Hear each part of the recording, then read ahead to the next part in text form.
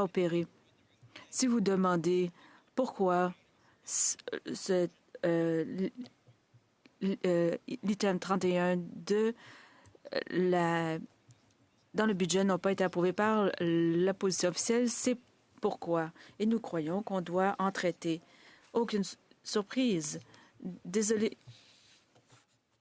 mais ça ne nous surprend pas d'avoir ce manque de transparence et de redevabilité parce qu'on a ce gouvernement qui est au cœur de toutes sortes de scandales, mais qui ne prend jamais la responsabilité pour ceci. On l'a vu au cours des derniers jours, ce qui s'est passé à l'autre endroit, qui est une insulte à la mémoire de tous les Canadiens qui ont combattu pendant la Seconde Guerre mondiale. C'est inexcusable, inacceptable. Le premier ministre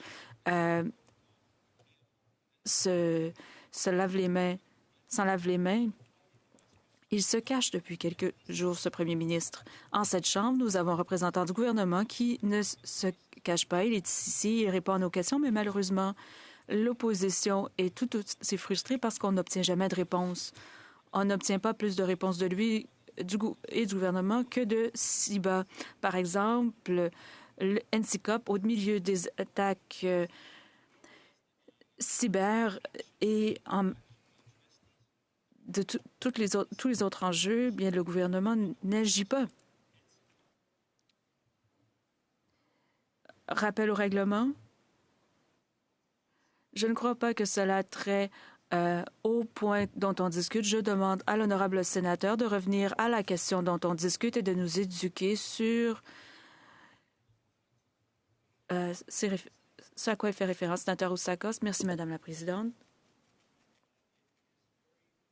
Il est très important de souligner que ce gouvernement a un mode d'opération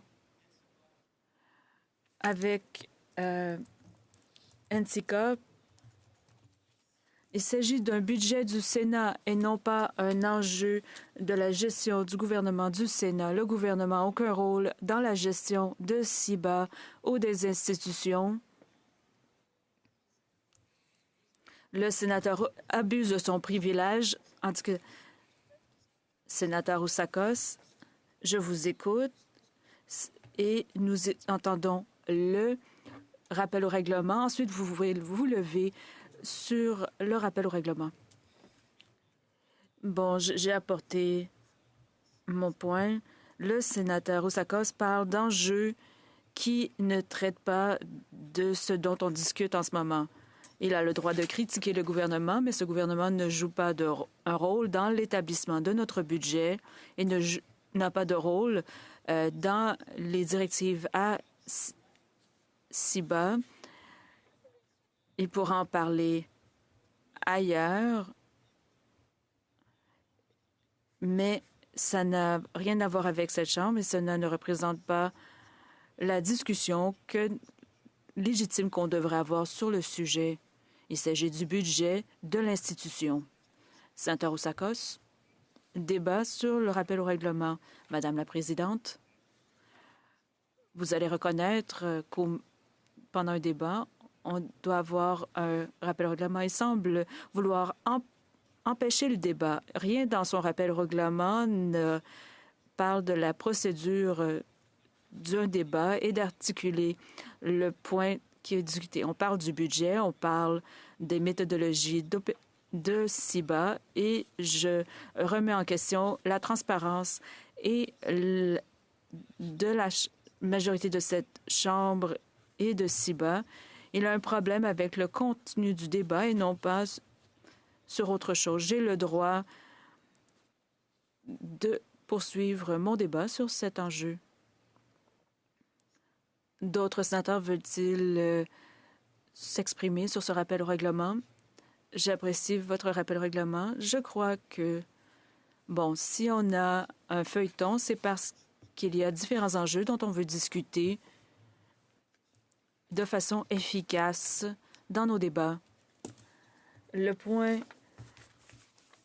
que nous débattons en ce moment est une motion de la sénatrice Monsion appuyée par le sénateur Youssef pour l'adoption du 7e rapport du comité permanent sur la régie interne. Il s'agit du budget 2023-2024 du Sénat, présenté au Sénat le 7 février 2023. Sénateur Oussakos, veuillez vous concentrer sur cet enjeu. Merci, Madame la Présidente. Est-ce que on retourne au débat? Merci. Alors, je demande l'ajournement du Sénat.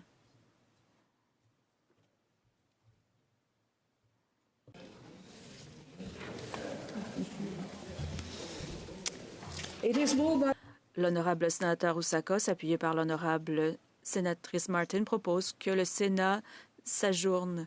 Vous plaît-il, l'honorable sénateur, d'adopter la motion?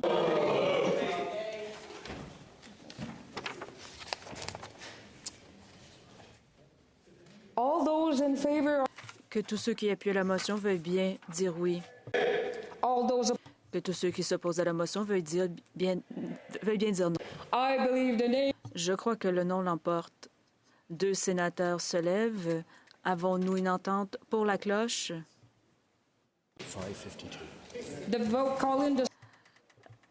Convoquez les sénateurs. Le vote aura lieu à 17h52.